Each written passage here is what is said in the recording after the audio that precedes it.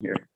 And we're just talking about rejection, and rejection is a normal thing, right? It's part of the fall, right? People reject you for different reasons.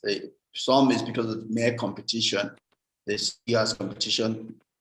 Some is just because that's who they are. They just love to reject people. I mean, some is because that's the way God wanted you to go to that road, because that's your journey of life, right? And because if you get accepted the first time, you'll probably not be prepared for that which is before you. So rejection is part of the way you go through your journey of life to build strength, to build the muscles that you need to enter into the palace, right? But whichever one it is, we need to find peace, find peace with it, and peace to know that because I've been rejected doesn't mean, it's not a reflection of who I am. I am worthy just by being creation, right? And because one person has rejected me, it's not the end of the story. It's for me to take the right correction, make that correction and fire, right? I keep refiring till I get what I believe I want, what I believe will make me happy, what I believe will make me fulfilled. Right? Are we together in that? And that's what this other quotation from Seneca, kind of just adds to the fact that, the reason for adversity, is for us to prove ourselves per se. It's, if everything is given to us on a platter of gold, then it's probably not going to be worth it. Right? It's that popular story we give about the butterfly, right? If the caterpillar, after metamorphosis into a butterfly, if it could just easily come out of that cocoon, it would die immediately. But the struggle it has to go through to come out of that cocoon is what strengthens its wings to be able to fly. If you break a cocoon for the butterfly so that it can come out easily, it will not last long. It will come out and die, because the wings will not be strong enough to carry it. But the struggle it has to go through to come out of that cocoon is what gives it strength to be able to fly. And that's the same thing concerning our life. It's what we have to go through to get to where we are or where we're going to be that gives us the strength to be able to stand, to be blessed. Every level has its own demon, has its own challenges.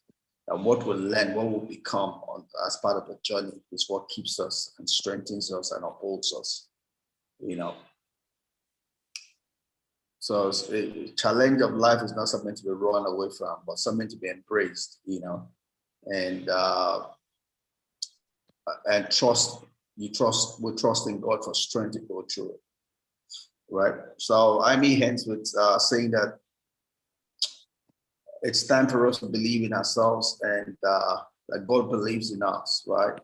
And we need to face life with unhindered faith and confidence. And there's a whole life waiting for us, and we can attain it. For us as Christians, we know that we need the strength of God to do that. And for me, that's the part of the Lord's Prayer that says that lead us not.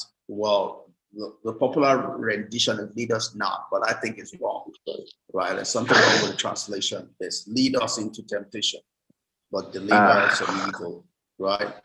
Because you don't want to go through the trials of life in your own strength. You want God to lead you. You want God to be with you. You see something, Taba? Go ahead. I'll challenge you that. I said I will comment. No, go ahead. Go ahead, I'm listening to you. Or maybe my interpretation is wrong. Well, let me allow you comment before I. All right, yeah. Oh, let me conclude, then you comment. You want God to lead you into the temptations and trials of life. You don't want to go through your own strength. I mean, you want God to be with you.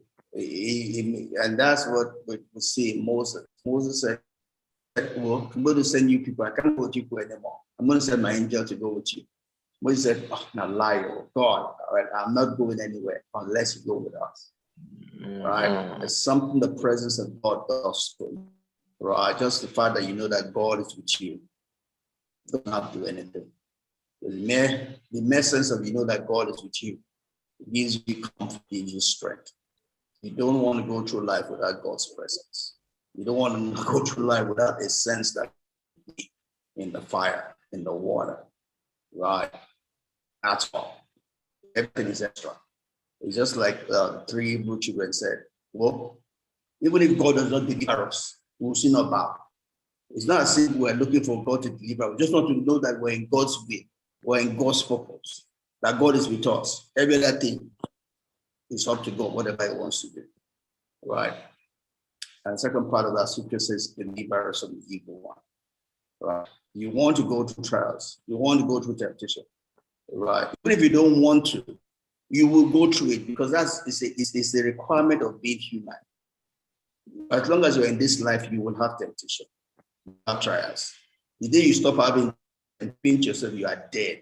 Only dead people don't go through trials. Only dead people.